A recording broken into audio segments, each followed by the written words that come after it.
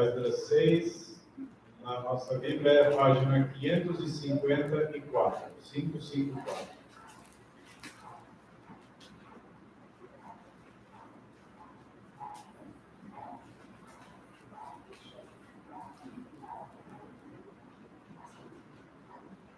Amém?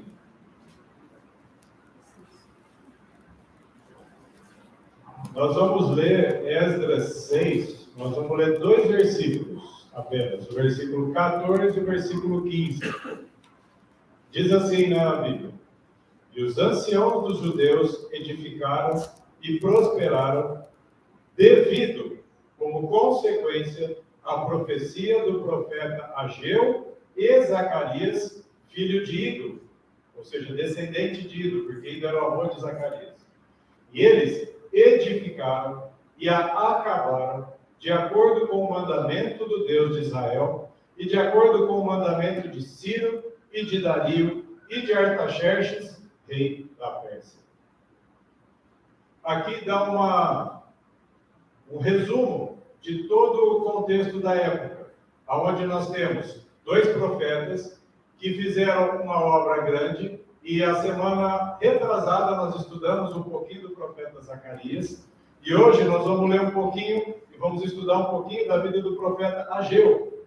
Mas por que eu comecei aqui? Eu comecei já na conclusão.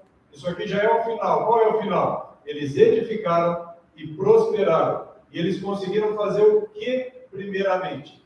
A casa do Senhor. Eles restauraram o templo. Eles restauraram o lugar de adoração. E como que Deus tem feito isso conosco? Nos restaurando para que nós sejamos esse altar de adoração. Agora, quando Deus coloca homens, como colocou Ageu e Zacarias, Ele está dando uma palavra. Nós estudamos lá lembra que a gente viu, quando a gente estudou Zacarias, e a gente estava lendo inclusive o livro de Esdras e Neemias, e falava assim, os inimigos, que no caso eram os vizinhos de cima, os samaritanos principalmente, tinha lá Tobias, Sanbalate, todas aquelas pessoas que queriam destruir a obra que Neemias tinha para fazer. Esses inimigos arrumaram, inclusive, pressão política, governo, para impedir o crescimento da obra.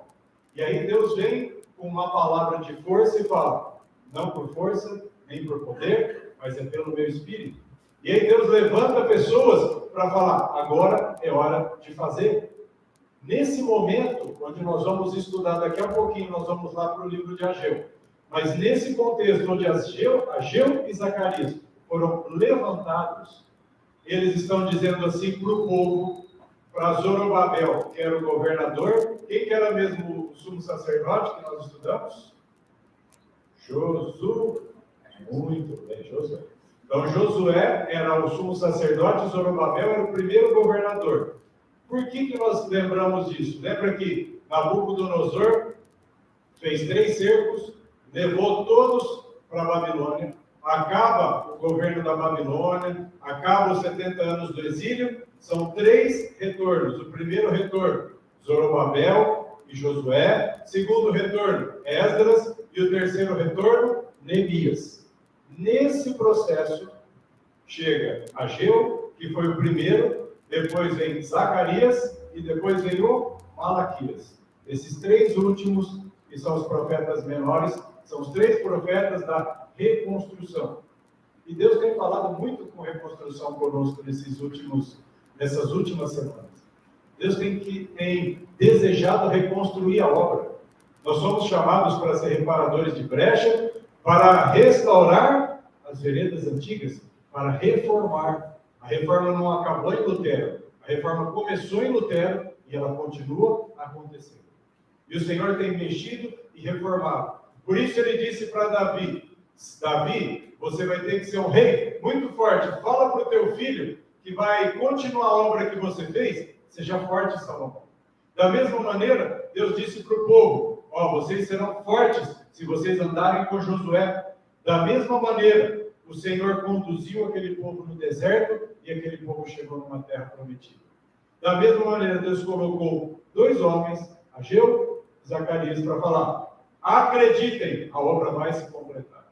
Da mesma maneira, semana passada nós estudamos Daniel 11, em que independente de governar o rei do norte o rei do sul, ele disse: vocês são Monte Santo, sejam firmes, sejam corajosos, sejam fortes. Quem vai estar em 1º de janeiro de 2023 governando? Não importa. O povo de Deus estará firme na presença dele. Porque aqui, nesse momento, reis terríveis governaram. Reis que eram ímpios, pagãos, governaram, mas o povo de Deus construiu um templo no meio desse povo. Alguma coisa é grande diante do nosso Deus? Deus pergunta, né? Por acaso existe alguma coisa demasiado grande para mim? Será que tem algo que Deus não pode fazer na tua vida? Será que tem alguma coisa que impede a obra do Senhor de prosperar? E quando a gente lê esses 2 versículos, o versículo 15 diz: essa casa foi terminada, ou seja, ela foi completada no 3º dia do mês de Adar, no 6º ano do reino do rei Dario. E por que eu estou lendo isso agora? Porque é interessante que as obras não tinha trator, não tinha caminhão, não tinha nada, a não ser força braçal. Quando nós vamos ler, quando nós vamos abrir no profeta Ageu, o livro começa dizendo, no 2º ano do rei Dario. E aqui está dizendo que terminou no 6º ano, 4 anos, e eles conseguiram reconstruir um templo. Qual o templo que eles tiveram que reconstruir? A majestade do templo de Salomão. Mas eles fizeram aquilo lá? Tinha aquela primeira glória que alguns que estavam ali lembravam? Eles conseguiram construir um templo. Ponto final. Agora, como nós vamos estudar o profeta Ageu, abra a tua Bíblia lá no livro de Ageu.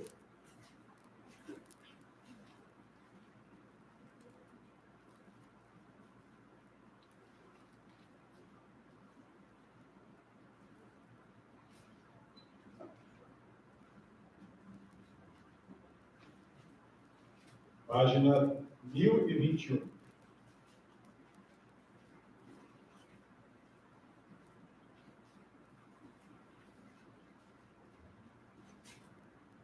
Ageu é um livro curto, 2 capítulos, 4 mensagens. Ageu é um livro curto e curto em tempo também. Ageu pregou 4 meses.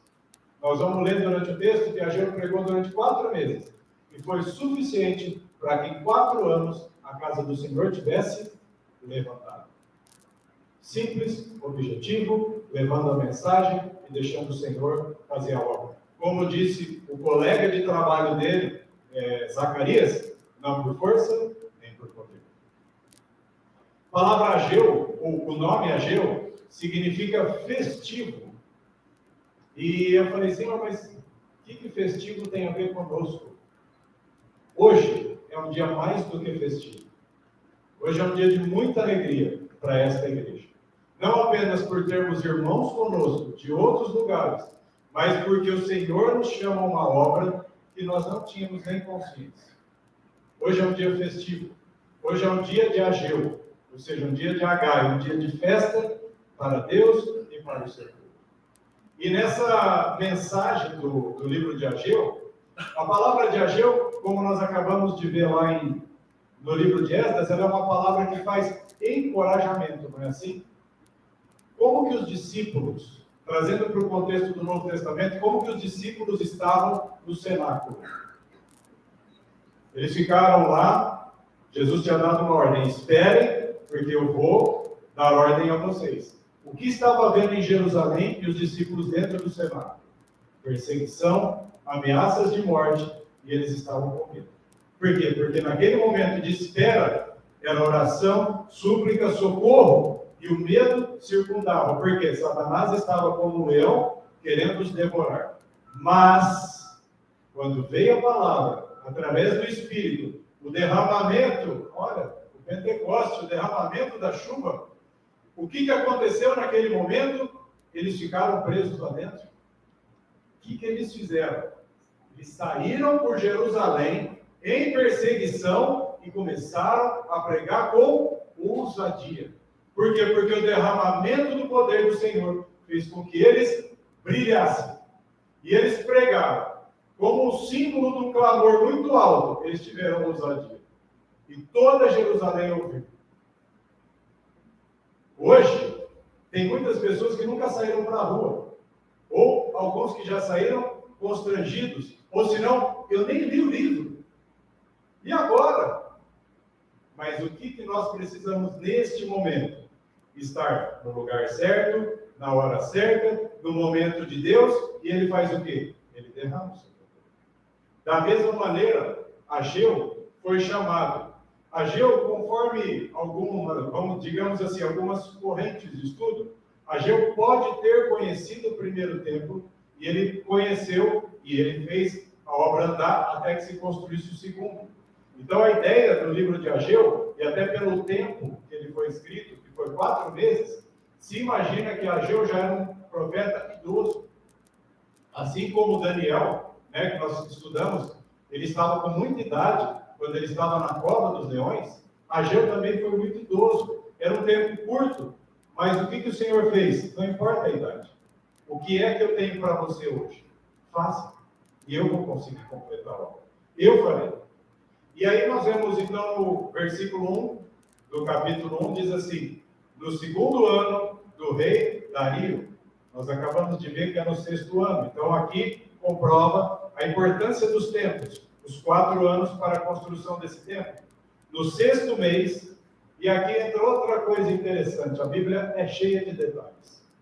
No 2º ano, no 6º mês, o 6º mês do calendário hebraico ou judaico, aproximadamente, corresponde à transição entre agosto e setembro. O que acontece em Barretos entre agosto e setembro? Exatamente a festa do peão. O que Deus começou a fazer? Ei, vamos trabalhar, vamos botar para pregar, vamos levar a mensagem. E quando você vai lendo a mensagem das 4 mensagens desses 2 capítulos, fala do 6º mês, do 9º mês, 7º, e nós vamos ver que isso vai de agosto, setembro, outubro e novembro. Que mês que nós estamos mesmo? Outubro, quase entrando em novembro, exatamente o período dessa profecia. Eu gosto de olhar para os detalhes e entender que Deus está cuidando de cada um deles, sem deixar nada para trás. No primeiro dia do mês, veio a palavra do Senhor por meio do profeta Ageu a Zorobabel, que era o governante, era o primeiro dos 3 que veio da Babilônia.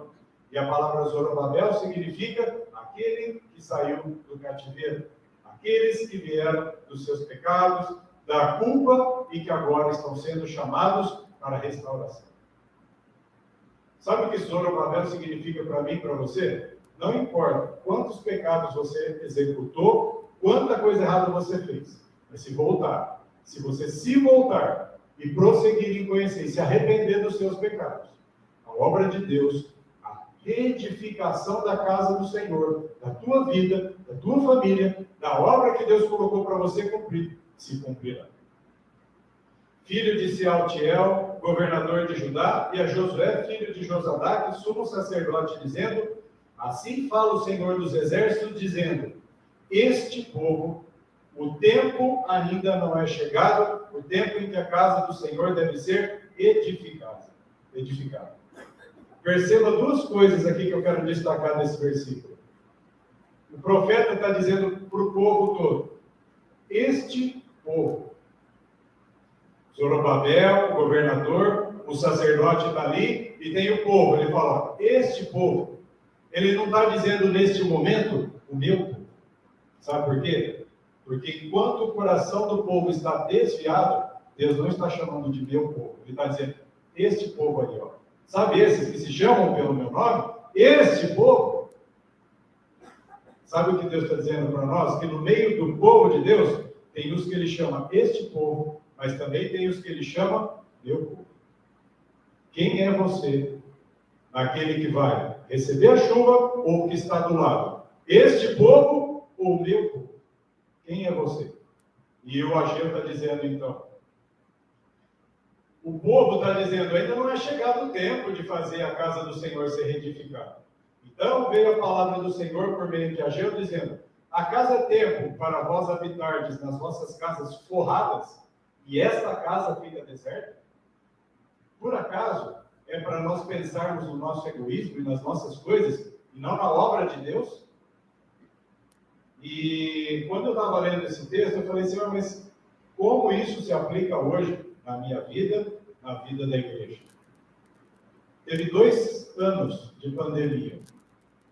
Acabou a pandemia. O que você fez? Quais foram as coisas que você correu atrás depois que terminou a pandemia? Edificação da obra ou da sua casa, querendo forrar a sua casa, o seu conforto, ou o que a pandemia fez com você? Ela te silenciou, como fez com tantas igrejas em Barretos. Aqui igrejas fecharam, aqui igrejas caíram no nível altíssimo de pessoas. Pastores não conseguiram sustentar porque pararam de ofertar na obra do Senhor. O que o Senhor fez conosco? Nós estamos aqui hoje por causa do amor e da fidelidade, dizendo, ei, a obra de Deus não pode cessar. E aí o versículo 5 diz assim, agora, portanto, assim diz o Senhor dos Exércitos, considerai os vossos caminhos. Sabe o que significa a palavra considerar? Preste atenção. Quais caminhos Deus colocou diante de nós? Quais obras Deus colocou? E durante todo o texto, olha no versículo 7. Assim diz o Senhor dos Exércitos, considerai os vossos caminhos. Deus está dizendo para mim e para você, preste muita atenção no que está no teu colo. Quais responsabilidades você tem hoje para fazer? Aí a gente pensa assim, não, mas é que eu quero fazer isso, eu quero fazer aquilo, eu quero fazer aquilo outro. E Deus está dizendo, ei, o que está no teu colo hoje? O que Deus colocou na tua mão hoje? Considerai o vosso caminho, não é o que você espera, o que eu coloquei diante de você. Aquele povo estava construindo casas porque vieram da Babilônia. Como que era a mordomia na Babilônia? Babilônia era o lugar mais rico que tinha na terra. Quais modelos de casa tinha na Babilônia? Um ranchinho de sapé ou mansões? Qual era a mentalidade dos judeus que saíram de lá? Quero casas bonitas como eles têm, ou vamos construir uma casinha de pedra simplesinha? Eles vieram com aquela mentalidade. E Deus tem que chegar e falar, reforma o teu jeito de pensar. Reforma o teu jeito de construir e de viver. E aí o texto continua dizendo assim, continua no versículo 7. Assim diz o Senhor dos Exércitos. Qual expressão de Deus está sendo colocada aqui? Aquele que luta, né? E a Vencebaote, aquele que luta, aquele que batalha. Então é assim, você vai ter uma luta a partir de agora. Mas eu que luto e venço todas as batalhas, vou estar com você. Esse é o nome de Deus que foi identificado para esse chamado. Então a batalha que nós teremos daqui para frente, quem está conosco é aquele que guerreia, aquele que luta por nós. Mas tem uma coisa importante, virando a página, se você vira a tua página, a partir do verso 12, Ageu dá essa primeira mensagem, versículo 12. Então Zorobabel e Josué e todo o restante do povo obedeceram à voz do Senhor, olha aí já a expressão, seu Deus. Por quê? A obediência os levou à proximidade e à comunhão com o Senhor. E as palavras do profeta Ageu, assim como o Senhor, seu Deus, o enviara, e o povo temeu diante do Senhor. Quando veio a palavra, quando veio o conforto, veio uma ousadia, assim como nós falamos dos apóstolos, que estavam com medo, e aqui a palavra temor, né? O povo temeu diante do Senhor. A ideia que eu quero trazer para vocês é o temor de Deus. E o que o temor de Deus faz? Quantas vezes nós temos medo, nós temos vergonha, e sabe por que nós temos vergonha? O que os outros vão pensar? Quando nós dizemos o que os outros vão pensar, nós estamos pensando assim, eu estou com medo do que as pessoas vão reagir. E a palavra de Deus, quando fala o povo temeu, o que eles fizeram? No meio daquela perseguição, os samaritanos, o rei dando ordem para que eles não reconstruíssem, eles falaram, nós vamos fazer, porque essa palavra é boa e nós vamos buscar o Senhor. Eles olharam para Deus e deixaram de temer os homens. Então, aos jovens, aos mais novos, aqueles que estão com vergonha neste dia, olhem para Deus. E você não vai ter vergonha de chegar com um livro na mão ou de pregar para alguém e a palavra do Senhor ser levada. Você não vai ter. Por quê? Porque você vai olhar para Deus. E quando você olha para Ele, os medos dessa terra se dissipam. Amém, igreja? O texto continua dizendo no 13. Então falou Ageu, o mensageiro do Senhor, a mensagem do Senhor ao seu povo. E aí, na hora que eu li essa frase, me veio outra reflexão. Ageu era o quê? Mensageiro do Senhor. O que nós temos para trazer de mensagem ao mundo hoje? Verdade presente. O que significa verdade presente? A Bíblia toda é a verdade? Amém? Amém. Tem um comentário, porque esse versículo está lá em 1 Pedro, né? 2 Pedro 1, aliás, 2 Pedro 1,12. E lá quando fala, eu não deixo de exortar-vos para que, sabendo que vocês estão confirmados na verdade, na presente verdade, tem um comentário da Sr. White que fala assim, a palavra de Deus é toda a verdade, mas o povo precisa da verdade para hoje. Por isso nós pegamos um texto que fala lá do passado e trazemos a aplicação para o dia de hoje. Porque hoje o povo precisa de uma verdade. E a mensagem tem que ser presente, ela tem que fazer eficácia, ela tem que trazer vida. Por isso a Bíblia fala que a palavra de Deus é viva e eficaz. E aí eu fiquei perguntando, se tem um mensageiro do Senhor, e nós temos 3 mensagens para entender, cadê essas 3 mensagens do livro de Ageu? E sem precisar folhear muito, qual é essa mensagem que Ageu dá para o povo agora? Temam a Deus e deem glória.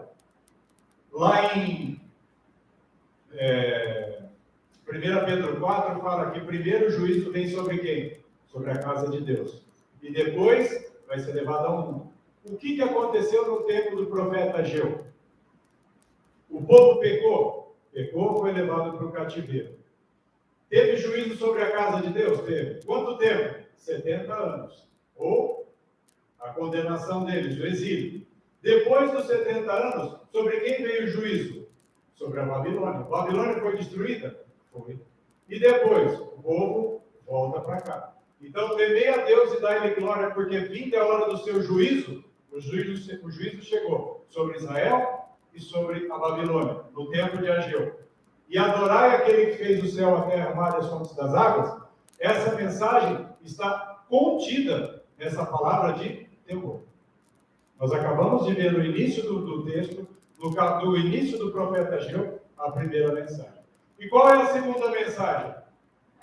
Caiu Babilônia. Precisa explicar? A Babilônia foi destruída. Os medo-persas invadiram. E a Babilônia foi totalmente destruída. Mas o povo teve que voltar. E quando o povo voltou, eles estavam trazendo o que dentro do coração deles? A Babilônia.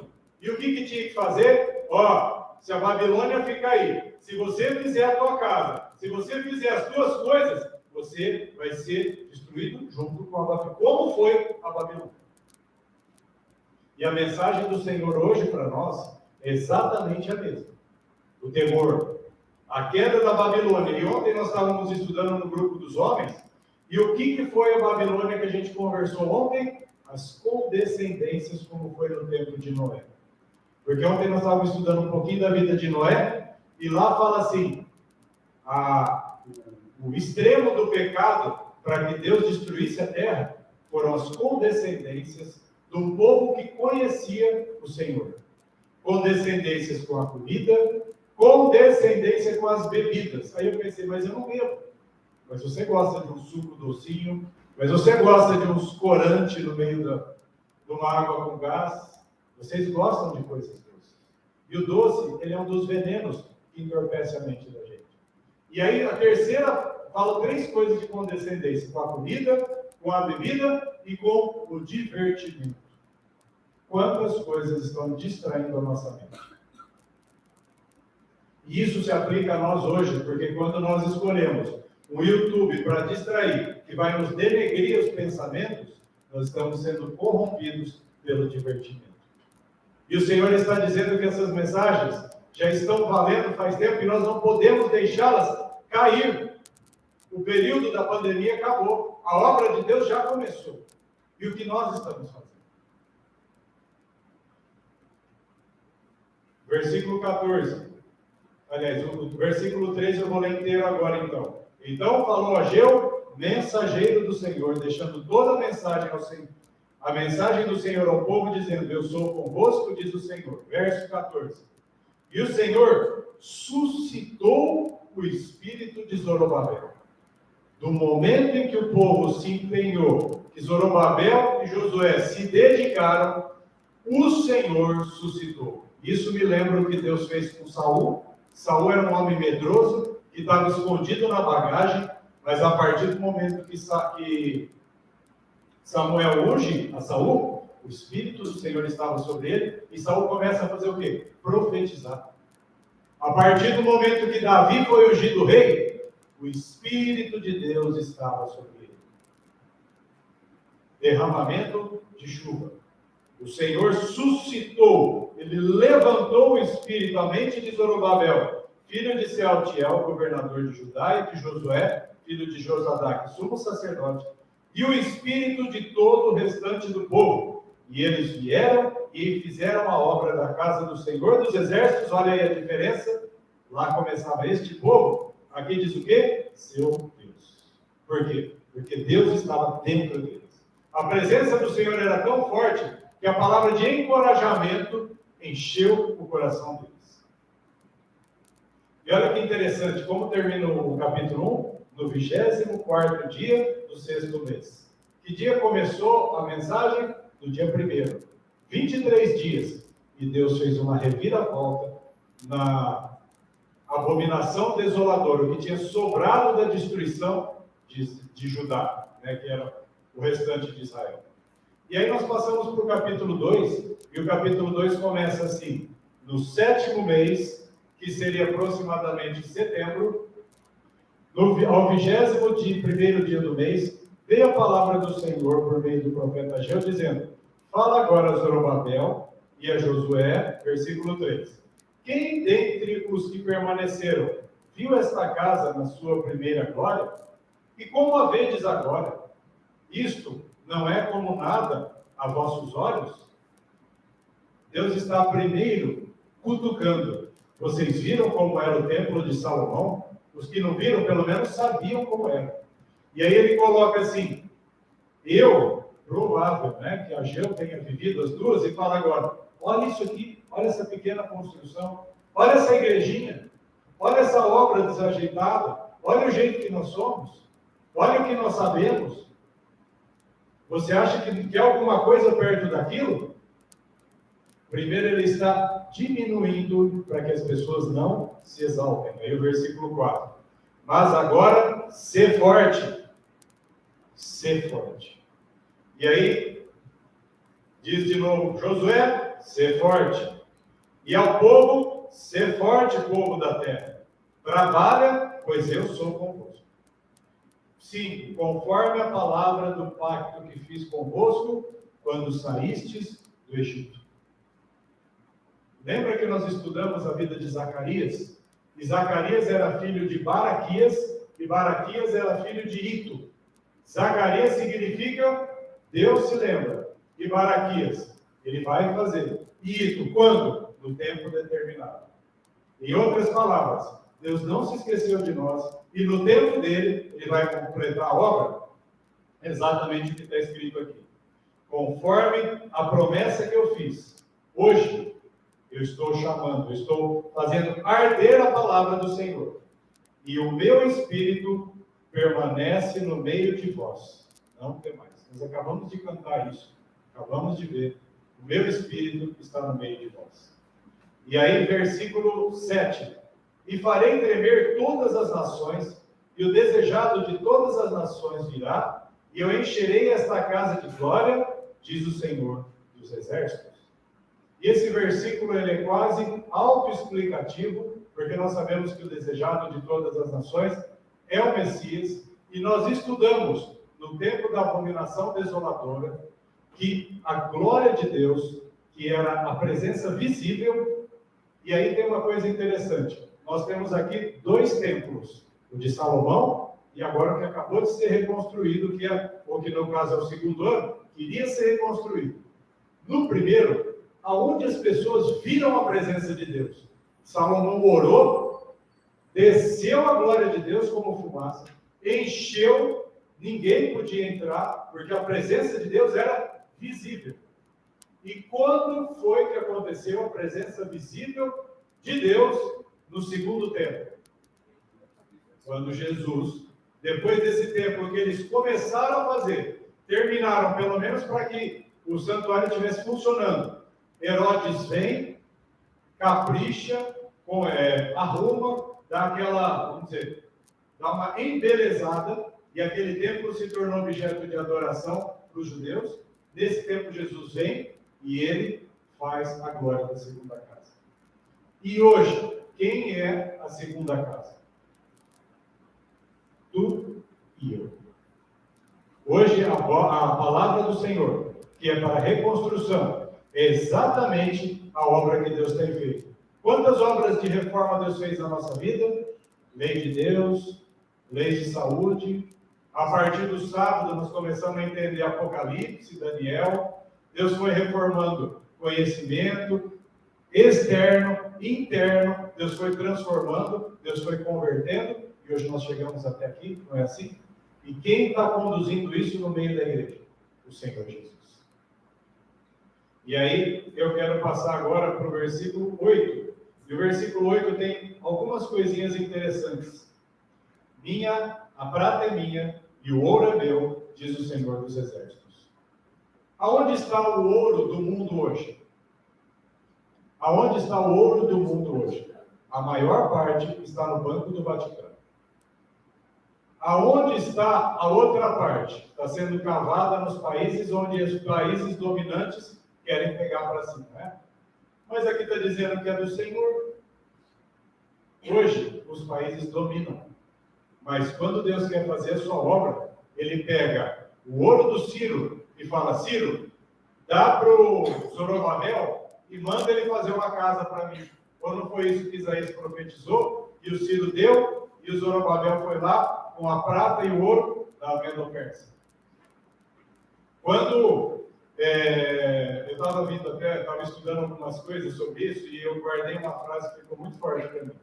Deus não tem problema financeiro. Nós temos, Deus não.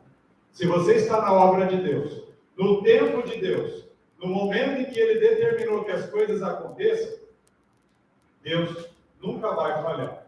Então eu vou repetir: a obra de Deus, feita no tempo de Deus, da maneira de Deus, na vontade de Deus, não faltarão recursos para a obra do Senhor. Deus tem feito isso, irmãos. A gente achou que tinha levantado uma oferta, e Deus moveu o coração de outras pessoas. A gente achou que estava vendo, Deus falou: quero mais. Quando Ele quer, Ele faz mover, a gente não sabe nem o que está acontecendo.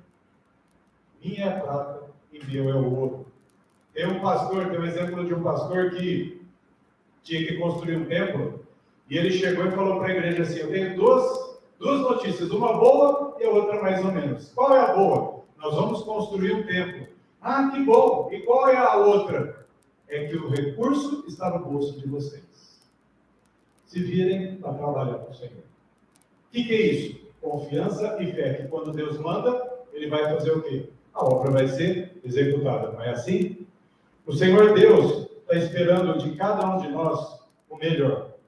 Mas tem um detalhe para que a obra de Deus não se perca. Eu quero ler do livro de Ageu, o último versículo, que é o versículo 15. Ageu 2,15. E agora vos rogo considerar isto desde este dia em diante. A palavra mais importante desse versículo é essa: antes de se colocar pedra sobre pedra no templo do Senhor. A mensagem de Ageu é sempre o quê? Considerar, não é? Olhem para si mesmos. Então eu vou ler de novo esse versículo. E agora eu vos rogo, considerai isto desde este dia em diante, antes de se colocar pedra sobre pedra no templo do Senhor. Considerai o quê? A mensagem do capítulo 2, ela é feita para os sacerdotes, ou seja, santifiquem-se, purifiquem-se. E qual mensagem vem antes do versículo 15? Sabe aquele texto que está escrito aqui para cima assim? Eu vou só traduzir de uma maneira simples. Ageu fala para os sacerdotes assim: se vocês estão com roupas santas, estão corretos diante da lei, e vocês pegam um alimento santo, se esse alimento toca na roupa de vocês, ele é santo? Eles dizem, não, não é. Mas se um homem está impuro, e ele tocou num homem morto, e ele encostar num alimento em alguma coisa, essa coisa se torna impura? Sim, essa coisa se torna impura. E aí eu fiquei refletindo sobre isso. Como assim? Se uma coisa santa encosta na outra, ela não se torna santa, mas o impuro contamina. E aí o exemplo mais simples que eu entendi foi do exemplo das 10 virgens. Como assim? Tinham 5 virgens sábias e 5 virgens tolas, honestas. Qual que foi o problema das tolas honestas? Elas não tinham azeite. Elas podiam pegar o azeite das outras 5 sábias? Não. Ou seja, mesmo que elas tivessem a condição, elas não tinham preparo. Elas estavam impuras. Então não tinha como aquelas que estavam santificadas ajudar aquelas. Sabe o que isso tem a ver comigo e com você? Jesus era santo, totalmente santo e perfeitamente santo. E ele andou ao lado de Judas. Judas se santificou por causa disso. Os principais dos judeus, quando a glória da segunda casa estava no templo, os judeus, os principais, foram santificados. Mas eles contaminaram tudo que os alcançava. E o que Deus está dizendo para mim e para você é exatamente isso do versículo 15. Considerai isto antes de colocar pedra sobre pedra. Ou seja, se espiritualmente nós não estivermos puros, o que Jesus... Onde que a gente lembra pedra sobre pedra? Destruição de Jerusalém, anos 70 depois de Cristo. Jesus disse o quê? Não ficará pedra sobre pedra. Sabe por quê? Porque eles não consideraram a palavra do profeta Ageu. Porque eles não se santificaram. Porque eles não se purificaram. Então não adiantou pedra sobre pedra. Do mesmo jeito que não adianta você pegar caixas e caixas, livros e livros e levar. Porque se você não se santificar, tudo isso é em vão. E Jesus disse, não ficará pedra sobre pedra, nem livro sobre livro, se você não estiver espiritualmente puro. Eu gostaria de encerrar essa palavra de Ageu, abrindo 2 textos. Um está em Lucas 2, Lucas capítulo 2.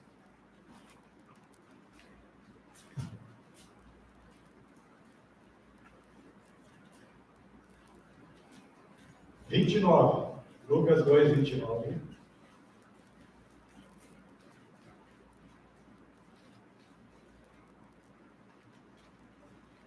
Simeão era um sacerdote da época, ele estava nesse templo que foi construído, e ele estava aguardando essa glória da segunda casa.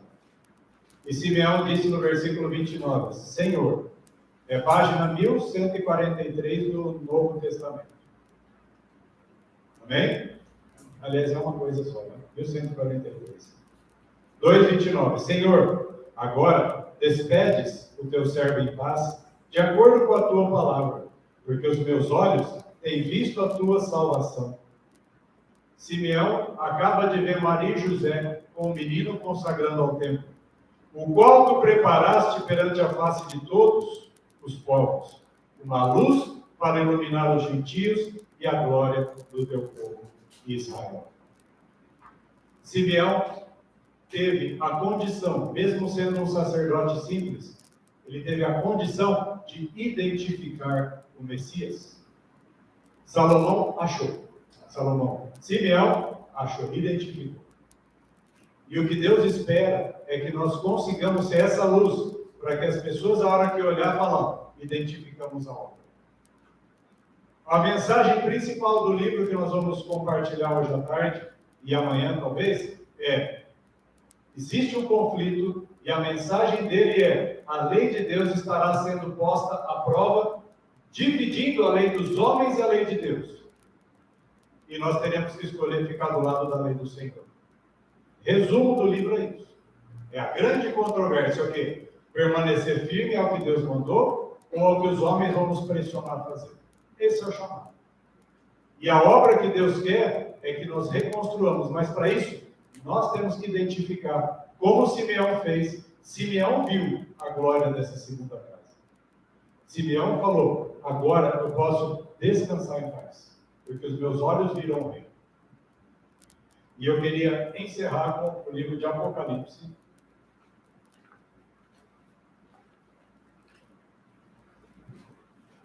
Capítulo 2.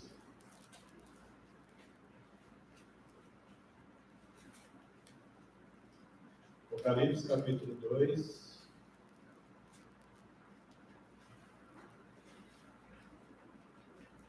Ou melhor, perdão, 3. Falei 2, mas é 3. Apocalipse 3, 8. Página 1492. Jesus está dizendo para o povo, né? Eu conheço as tuas obras. E eis que tenho posto diante de ti uma porta aberta. Nenhum homem pode fechá-la, porque tens uma força, uma pequena força, e tens guardado a minha palavra, e não negaste o meu nome. Se você continuar olhando a tua Bíblia, tem um comentário na parte cinza, aí nós lemos em vermelho, mas lá embaixo, na parte cinza, está ali, ó, 3, 2.7, 8. O título é A Porta do Lugar Santo se fechou e a do Lugar Santíssimo se abriu. Está escrito assim: vi que Jesus havia fechado a porta do Lugar Santo e nenhum homem poderia abri-la. E que ele havia aberto a porta do Santíssimo e homem algum podia fechá-la.